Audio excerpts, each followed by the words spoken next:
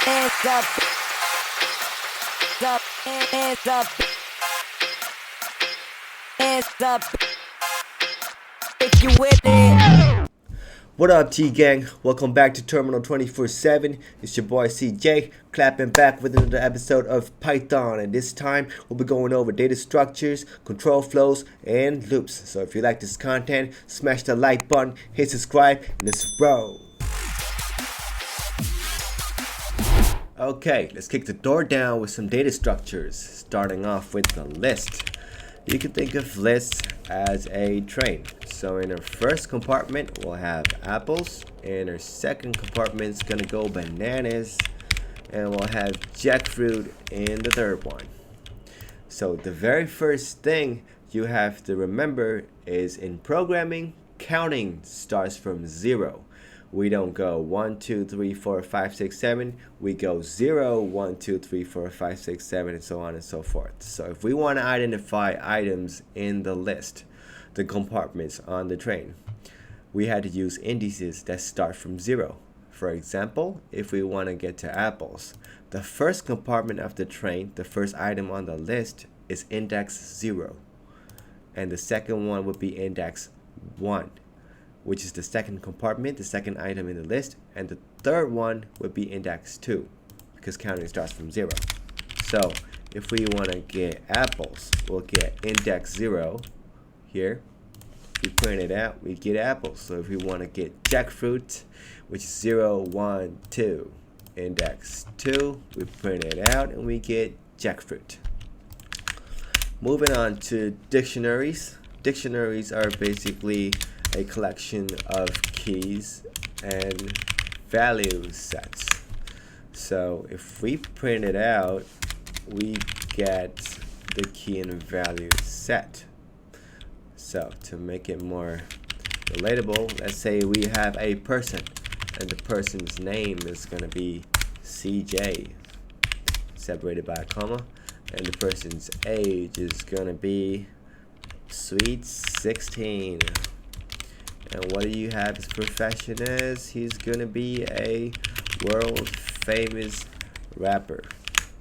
So if we print this out, and that is a dictionary here, everything. So you can actually print out parts of the dictionary, like what do you want to know about the profession of the person.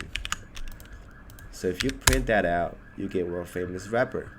And you won't get the name and age because you specified the value for which key that you wanted to know.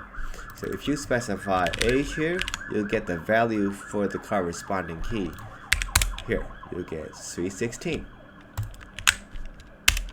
Lists can also hold dictionaries. This can also hold other lists as well. So let's say you have a party and you have a list of people you have invited. So the first person's name is, I'll be on the top of the list. And the second person would be, I don't know, Lisa from Blackpink, and so on and so forth. So if you can check the list of people, you can have your bouncer, your bodyguard, at the entrance of the party, check the list of people. Boom. Are you on the list or not? See you on the next one. Alright, so control flows. Control flows are basically decision-making code that decides whether a block of code gets executed or not. Let me show you what I mean. Let's get to a code editor. Let's say we have a weather variable and it's going to be sunny right now. So in control flows we have the if, the else if, which is abbreviated to ELIF, and the else keywords. So if the weather is sunny today, we're going to go out with the homies. And if it's not, if something else other than sunny, we're going to stay home and code. So we're going to execute this script. this condition block will decide whether this code gets executed or not, or this code gets executed or not. So the weather's going to be checked here. If it's sunny, we're going to go out with the homies. If it's not, we're going to stay home and code. Let's try to run this. Boom. We're going to go out with the homies because it's sunny right now. And let's say if it's snowing right now, we're going to stay home and code. Let's say you still like the code, but you just hate the rain, like me. If the weather is snowing, we're still going to go out. We're going to go skiing. Alright. Then if it's snowing, we're going to go skiing. But if it's anything other than sunny or snowing, like the rain, we're going to stay home and code. And the else doesn't have a specific condition check. Like it doesn't specifically check if it's the rain. So if it's anything other than sunny or snowing, let's say if the weather is an alien invasion happening in town, you're still going to stay home and code. Let's go over this with another example. Let's say my wallet has like $10 and we're going to check the condition.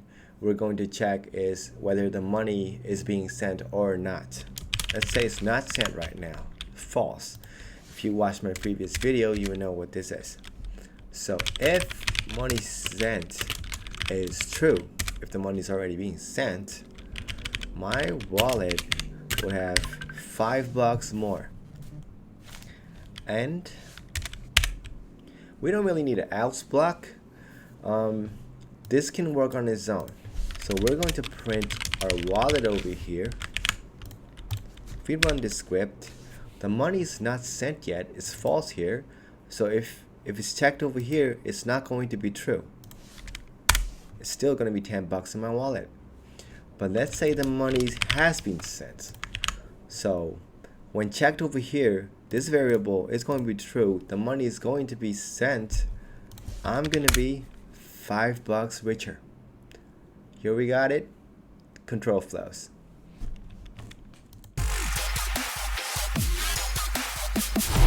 Last but not least, loops. In the loops, we got the for loop and the while loop.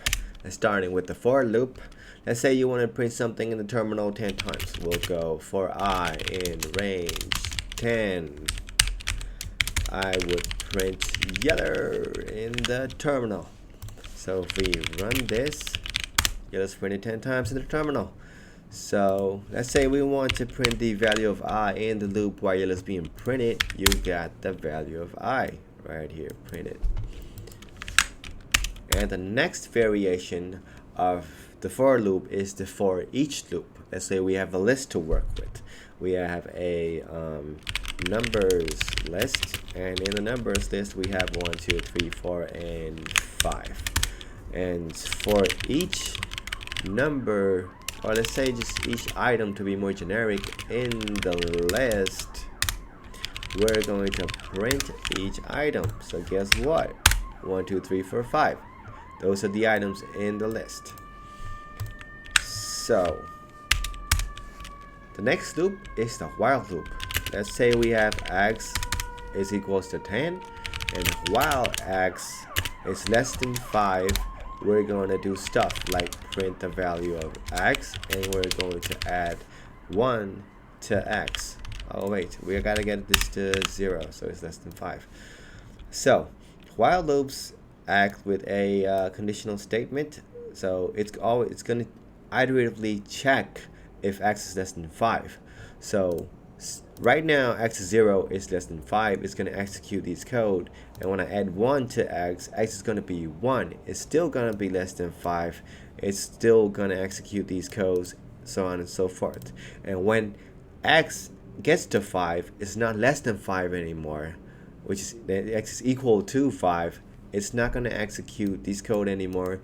This is going to exit, and it's going to execute other code down here. So let's run this. Boom. 0, 1, 2, 3, 4. Counting starts from 0, remember? So there we have it. Voila. Loops.